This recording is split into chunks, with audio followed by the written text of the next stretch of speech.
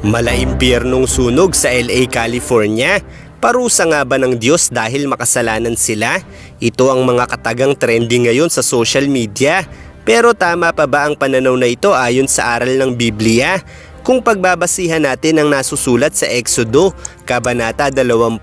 versikulo 7, na sinasabing huwag mong babanggitin ang pangalan ng Panginoon mong Diyos sa walang kabuluhan, sapagkat hindi aariin ng Panginoong walang sala ang bumanggit ng kanyang pangalan sa walang kabuluhan. Ay madali lamang nating mauunawaan na ang paggamit sa pangalan ng Diyos na nagsabing ang wildfire sa Los Angeles ay parusa ng Diyos para sa mga ito ay isang bagay na walang kabuluhan, dahil ang pahayag na ito ay naglalarawan sa pagiging malupit ng Diyos sa mga inosenteng mamamayan ng Los Angeles na nadamay sa sunog na ito, kabilang na ang ilang nadamay na kapwa natin mga Pilipino. Pero ganito nga ba talaga magparusa ang Diyos ayon sa Biblia? Kung pagbabasihan natin ang nasusulat sa Lumang Tipan, ay mapag-aalaman natin na noong mga sinaunang panahon, ayon sa Biblia, ay makailang ulit nagpataw ng parusa ang Diyos sa sangkatauhan, gaya ng baha sa panahon ni Noah, pagkawasak ng Sodoma at Gomora,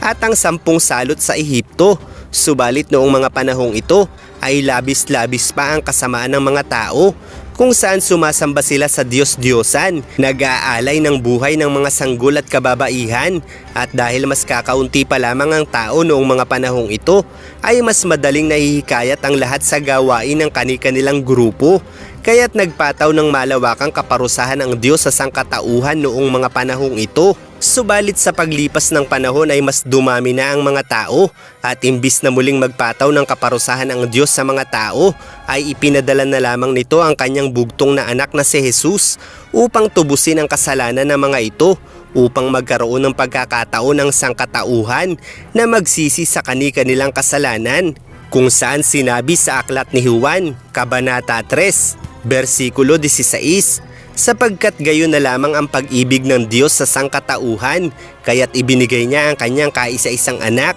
upang ang sino mang sumampalataya sa kanya ay hindi mapahamak, kundi magkaroon ng buhay na walang hanggan. At sa Mateo Kabanata 4, versikulo 17 naman ay sinabi, magmula noon ay nangaral si Jesus, itinuro niyang magsisi kayo at talikuran ang inyong mga kasalanan, sapagkat malapit nang dumating ang kaharian ng langit. Sa madaling salita, ang naging misyon ng Diyos bukod sa pagtubos ng kasalanan ng sangkatauhan ay mangaral upang magsisi at talikuran ang mga kasalanan, kung saan ang paghuhukom o ang parusa ng Diyos ay nagaganap pagkatapos ng ating kamatayan. Gaya ng nasusulat sa Hebreo, Kabanata 9, versikulo 27, kung saan sinabi dito, itinakda na minsan lamang mamamatay ang tao at pagkatapos nito ay ang kahatulan. Kaya't sa madaling salita, ang paghuhukom o ang parusa ng Diyos ay magaganap pagkatapos ng kamatayan.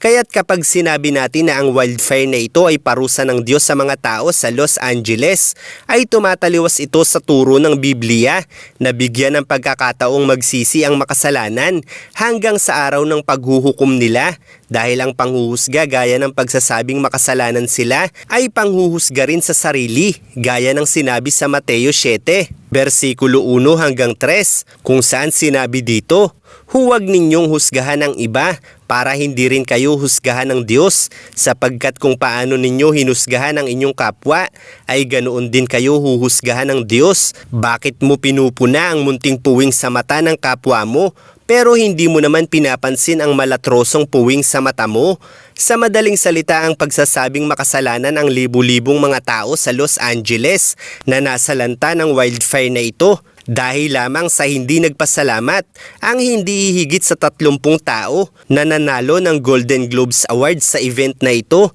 ay isang malaking panghuhusga sa mas maraming tao at lumalabag sa katuroan ng Kristyanismo. Kaya't walang kabuluhan na gamitin ang pangalan ng Diyos at sabihing kaparusahan ito ng Diyos laban sa mga taga Los Angeles na kinabibilangan ng kapwa natin mga Pilipino, dahil ang paghuhukom o parusa ng Diyos ayon sa Biblia ay darating sa panahon ng paghuhukom pagkatapos ng kamatayan, na nagpapatunay na ang pagdating ni Jesus ay nagbibigay ng pag-asa para sa mga tao na magsisi sa mga kasalanan nito habang nabubuhay pa ang mga ito at hindi magdagdag ng kasalanan sa paggamit sa pangalan ng Diyos para husgahan ang ibang tao. Maaaring sabihin ng ilan na ang lahat ng nangyari sa mundo ay kalooban o pinahihintulutan ng Diyos, subalit ang pahintulot ay hindi nangangahulugan ng isang gawa. Halimbawa, kung sasabihin natin na pinahintulutan ng Diyos ang wildfire na ito, ay hindi nangangahulugan na siya ang lumikha nito bilang parusa sa mga tao, dahil ang mga natural na kalamidad ay bunga lamang din ng aktibidad ng mga tao. Halimbawa, dahil sa paglaki ng populasyon ng mundo ay mas lumalala rin ang polusyon na dulot nito, kung kaya't mabilis nagbago ang klima na nagiging sanhi ng iba't ibang kalamidad at trahedya. At kahit pa ang mga digmaan ay pinahintulutan ng Diyos, ay hindi ito nangangahulugan na ang Diyos ang gumawa ng digmaang ito, dahil ang Diyos ay binigyan ng kalayaang magdesisyon ang mga tao na may kasamang mga kahihinatnan, positibo man o negatibo. Ang mga dilubyo at pagsubok sa buhay ay maaaring maging paraan upang masubok ang pananampalataya at lakas ng loob ng mga tao, pati na rin ang kanilang kakayahang magpatawad, magpakumbaba at magtulungan. Sa kabila ng lahat ng ito, maaaring ito rin ay pagkakataon para matutunan ng tao ang mga mahahalagang aral sa buhay, tulad ng pagpapahalaga sa bawat sandali, pagkakaisa at pagtutulungan sa oras ng pangangailangan. Ganyan kamahal ng Diyos ang mga tao, kaya't hindi tamang sabihing parusa ito ng Diyos sa mga tao, gayong ang mga aktibidad rin ng tao mismo ang nagiging sanhi ng mga kalamidad na ito. Dahil nga sa laki ng populasyon ng ating mundo, ay hindi na balanse ang init na lumalabas at pumapasok dito, kung kaya't nagbago ang panahon at mas dumarami ang kalamidad na nararanasan ng mga tao. Kaya't imbis na manghusga, ay unawain na lang nating mabuti ang nangyari sa ating mundo upang kahit papaano ay makaiwas tayo sa mas maraming kalamidad pang paparating sa ating mundo, at magsisi na tayo sa ating mga kasalanan habang nabubuhay pa tayo, dahil ang tunay na paghuhukom o parusa ay mangyayari sa hindi inaasahang panahon ng bawat tao. Maaaring sabihin natin na masama ang ilang Hollywood stars sa event na ito dahil sa hindi nila pagpapasalamat sa Diyos sa mga parangal na nakuha ng mga ito,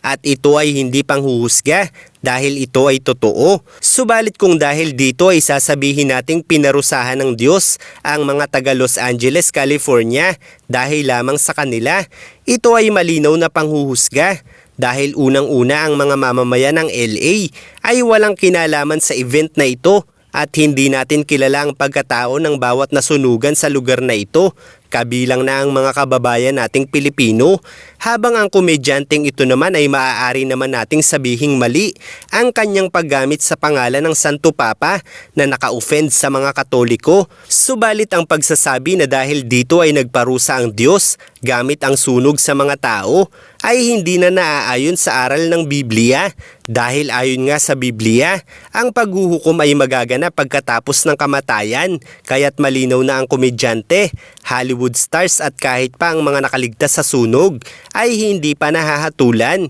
Ngayon, kung iniisip pa rin ng iilan na pinarusahan ng Diyos ang Los Angeles kahit madamay ang walang kasalanan, ay isang bagay na maaaring nagmumula sa bulong ni Satanas upang bigyan ng masamang imahe ang Diyos. Dahil kahit pa si Satanas ay pinahintulutan ng Diyos na gawin ang anumang bagay sa mga tao para subukin ang pananampalataya ng mga ito. Kaya't kung naniniwala ka na malupit talaga ang Diyos sa kabila ng aral na ipinakalat ng kanyang bugtong na anak na si Jesus na magpatawad, magmahal, umunawa at magsisi, ay nangangahulugang nananaig sa iyong kaisipan ang bulong ng kasamaan.